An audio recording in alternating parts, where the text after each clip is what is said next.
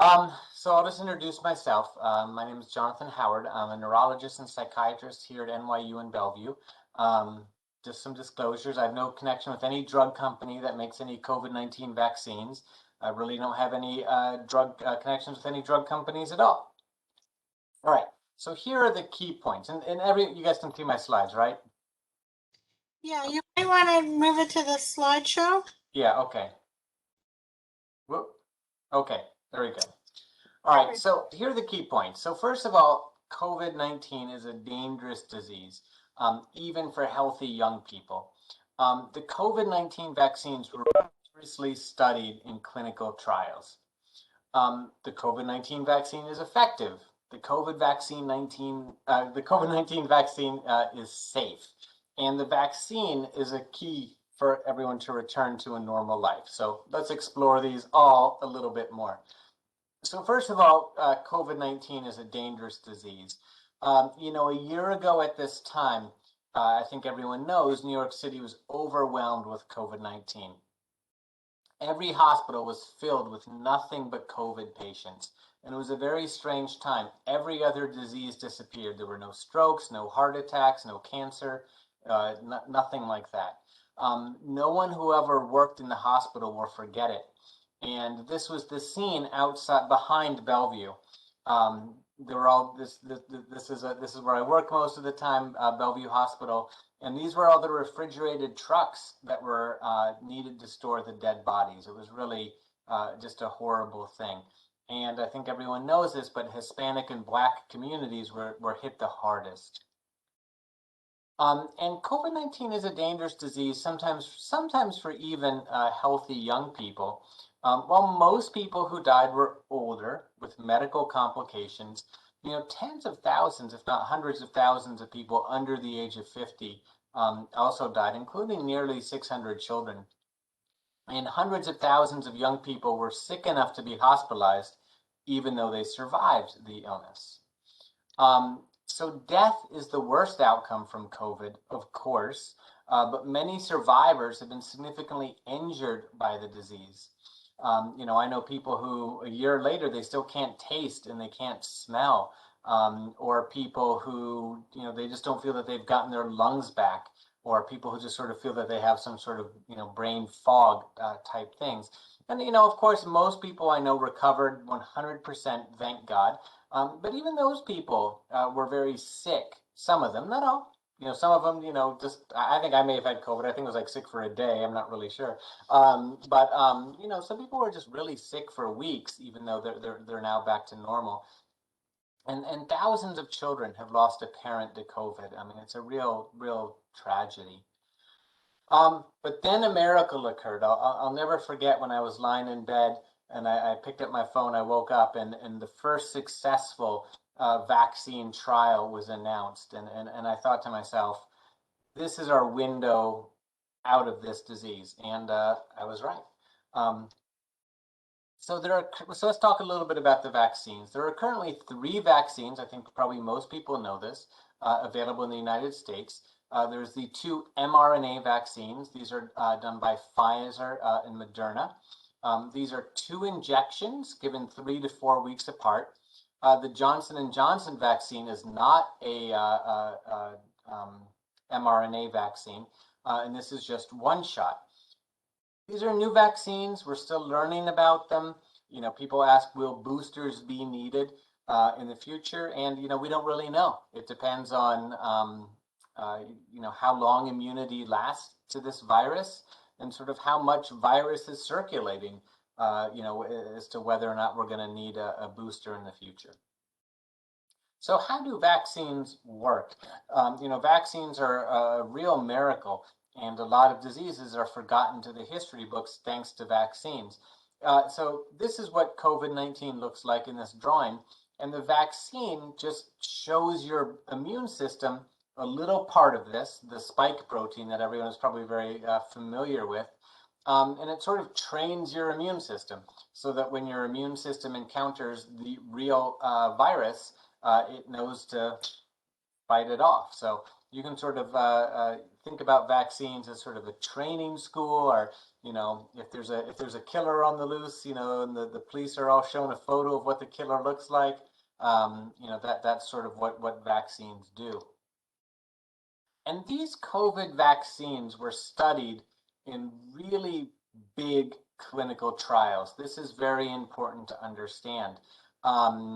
They were studied in the two mRNA vaccines, I think, were studied in trials of over 44,000 people. I mean, these massive studies. I think the Johnson & Johnson vaccine was studied in a little bit fewer people, like 20,000 people. But still, huge numbers of people for a medical trial. And they were published here in the New England Journal of Medicine, which is really probably the most prestigious journal in the United States, if not in the world. So again, these vaccines were studied in a lot of people and published in prestigious medical journals, okay? And I was in one of the trials, so I get to pat myself on the back. I was in the trial for the AstraZeneca vaccine, okay? So I felt, as did many other people, and I'll talk a little bit about this, that that vaccines were the key out of the pandemic, and it's really important for people to volunteer to be in these studies.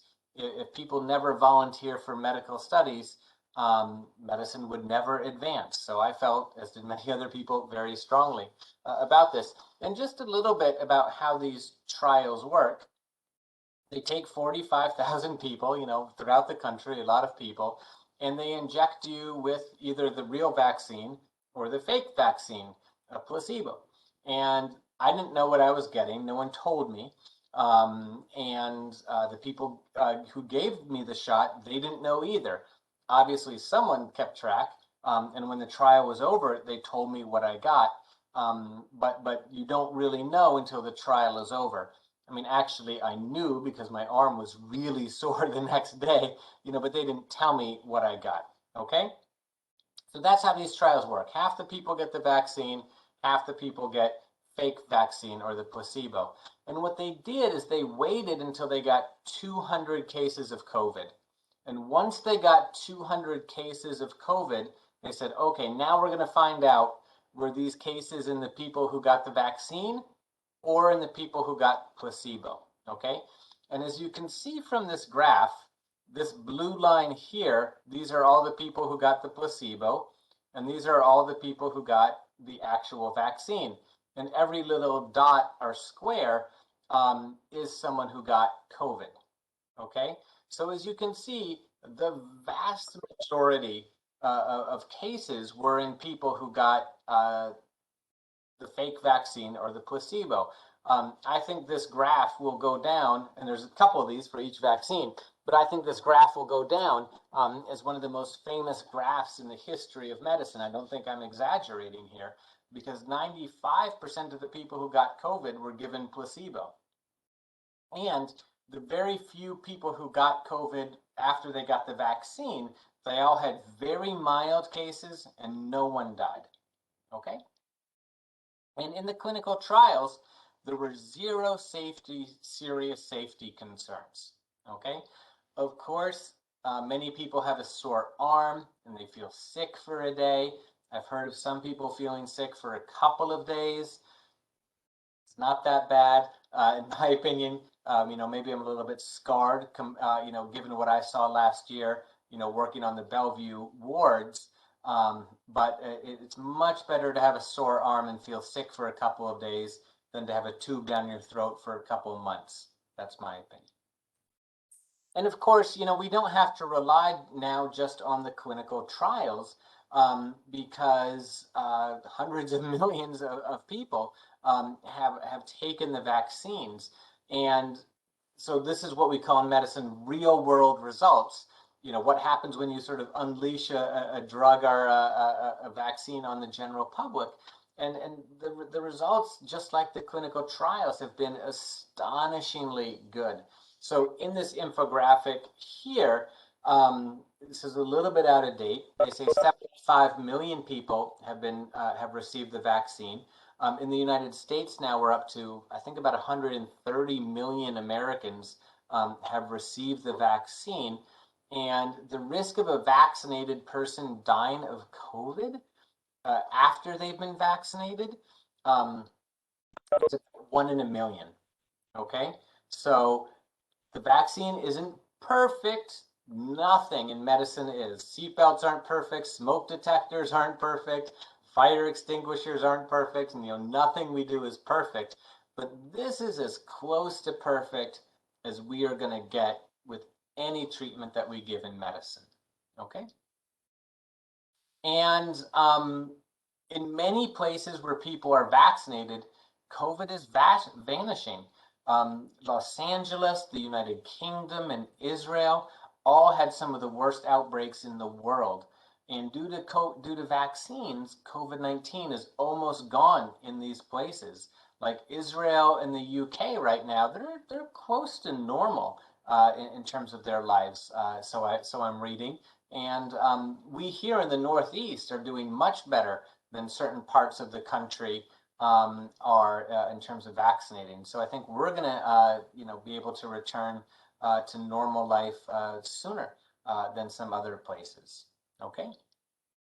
And doctors around the country are observing that people who've been vaccinated just aren't coming to the hospital. So I'll just read some of these. These are from Twitter. Things have changed in our COVID-19 ICU. It's overflowing with relatively young, previously healthy, unvaccinated people who are being considered for ECMO. ECMO is a treatment that are given to people whose lungs don't work. They have to sort of remove your body, add oxygen, and then put your blood back into your body. It's heavy duty stuff. This guy, I have not seen a fully vaccinated person in our COVID ICU or our morgue. Okay, if you are vaccinated, you will not die of COVID.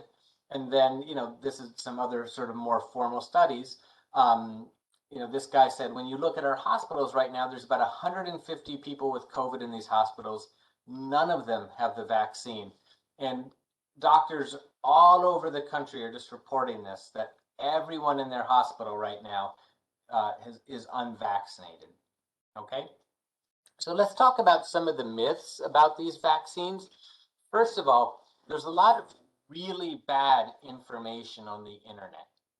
The anti-vaccine movement, they're very powerful and they're very well funded. They were gearing up to fight these vaccines this time last year, even before any of the vaccines had been out there. And their job is easier than my job because their job is just to scare you about vaccines. They don't have to have the studies that I showed you. They don't have to have evidence. They can just say, oh, the vaccine, causes people to, their head to explode. And, then they put that on Facebook and your friend shares it, and before you know it, 1 million people have seen that vaccines make people's head explode.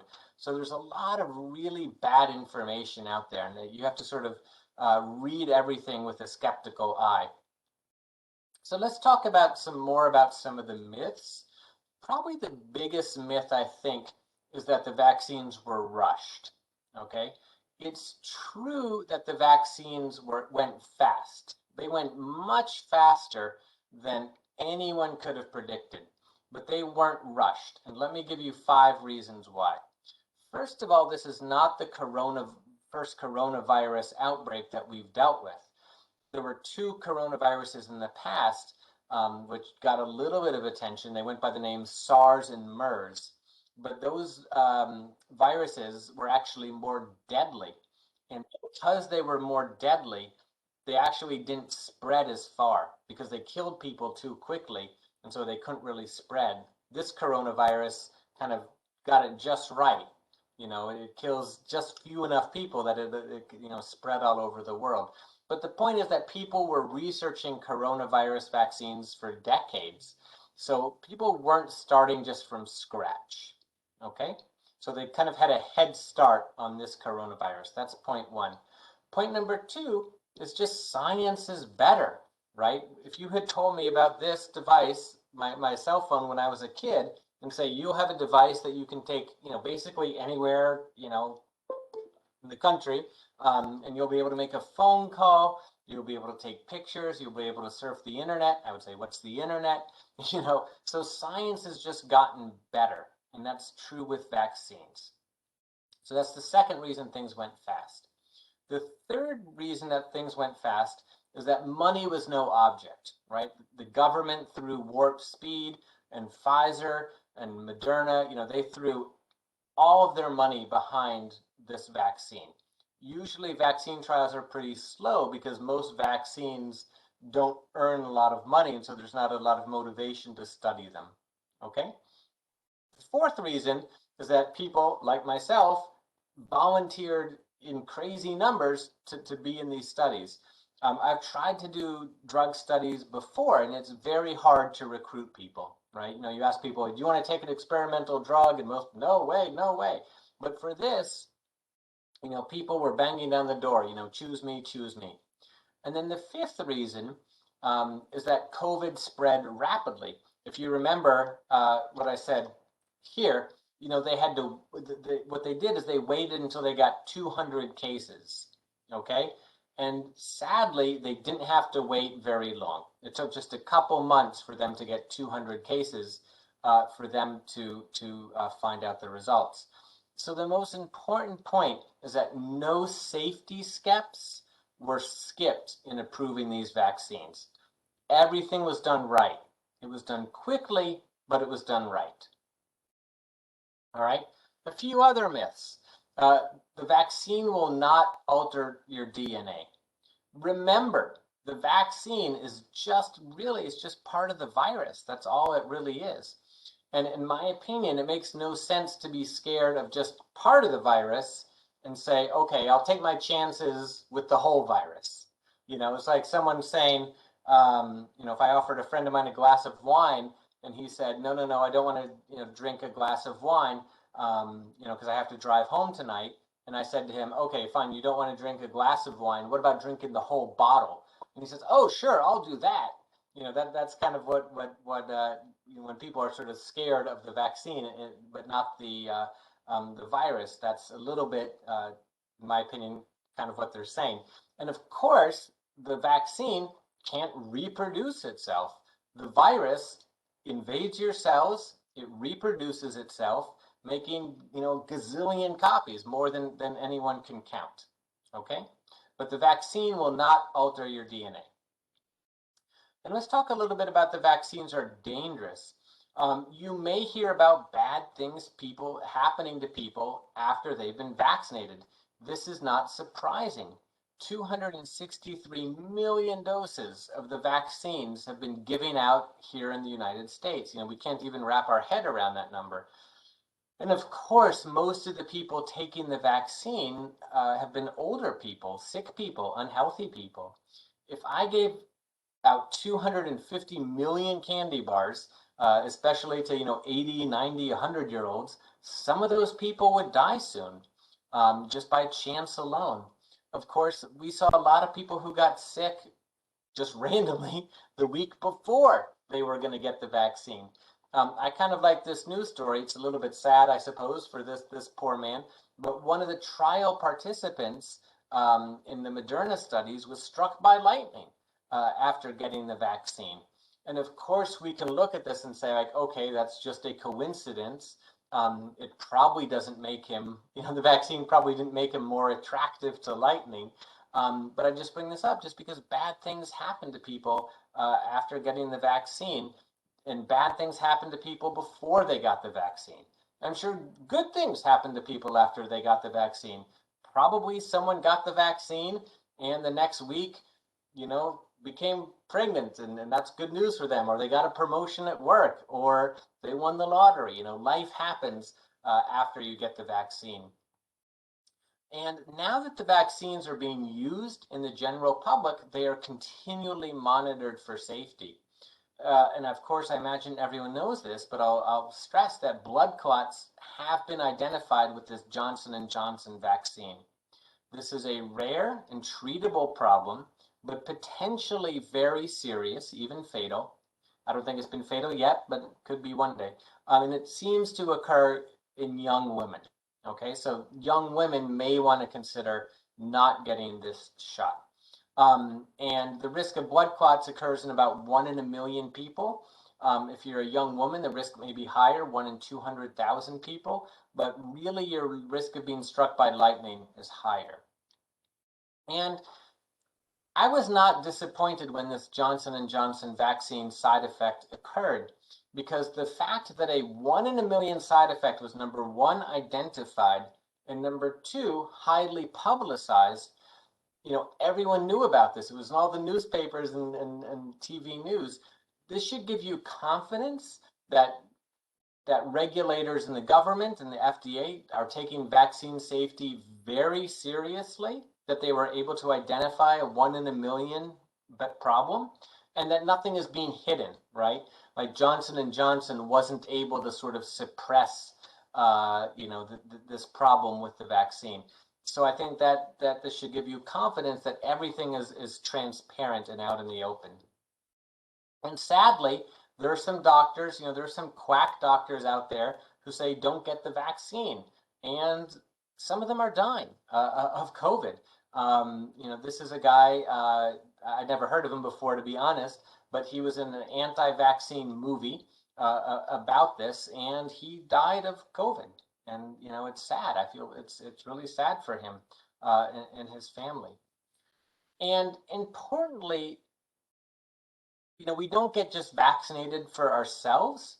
When as I say here at the bottom, my vaccine protects you and your vaccine protects me.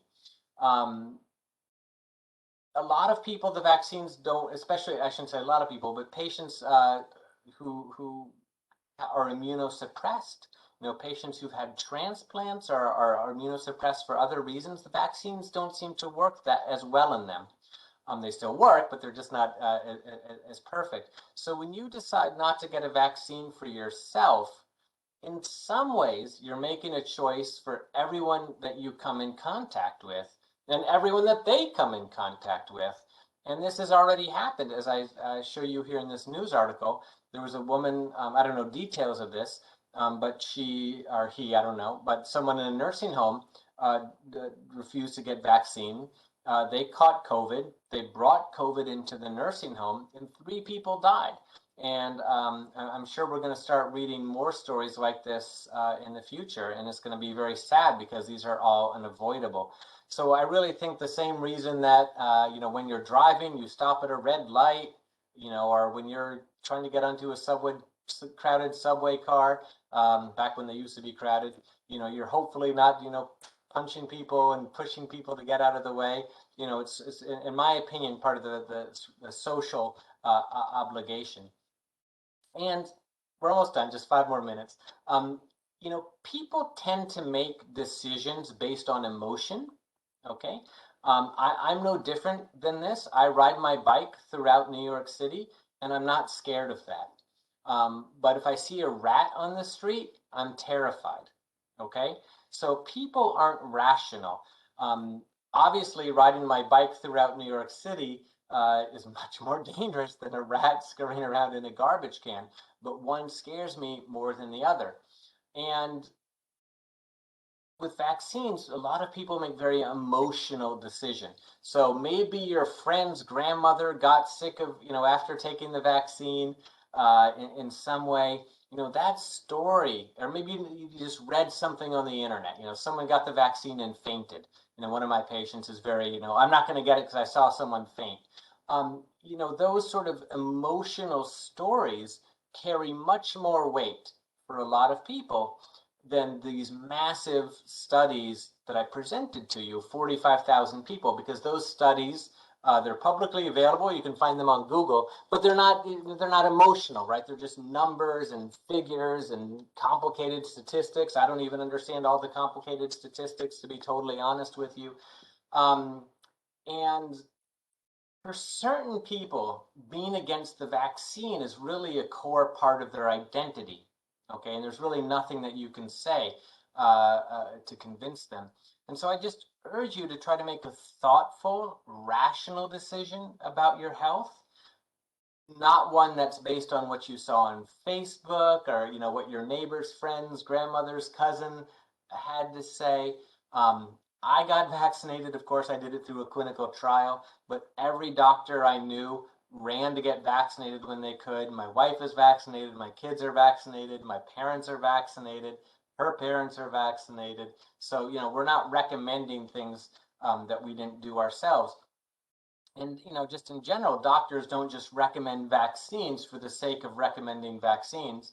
I can think of at least 5 or 6 vaccines that I don't think you should get. You should not get the smallpox vaccine because smallpox is totally gone. You should not get yellow fever, Ebola, cholera, or the rabies vaccine because you're not going to get, I hope, yellow fever, cholera, rabies, or Ebola. So, we don't just recommend all vaccines to everyone without being thoughtful about it. Getting vaccinated now is easy. Okay, the vaccines are free. You don't need to show an ID, I don't think. There's a telephone number to call, or if you just Google New York City vaccine finder, I guarantee everyone listening to this could get vaccinated 15 minutes from their home, and you can probably just walk in. Okay, so it's free and easy to do. All right, and the vaccines are our key back to normal life. I want to go back to concerts. I want to go back to crowded sports stadiums. Crowded bars, I could take it or leave it. Sometimes they're nice. But I want young people to be able to go do those things. I want these bartenders to get their jobs back. And I miss New York. I can't believe I'm saying this. I even want some of the tourists to come back. And I want Broadway to open, and I want those shows to be safe and successful. So it really depends on all of us getting vaccinated and encouraging our friends and family to get vaccinated. So with that, I'll be happy to take any questions. I know it looks like Marcia, you might be the sort of lone person here, but hopefully you were paying attention and learned a few things. All right. Yes, hi. Hey. Hi, this is Marcia. Hi. And I found this fascinating. Thank you. And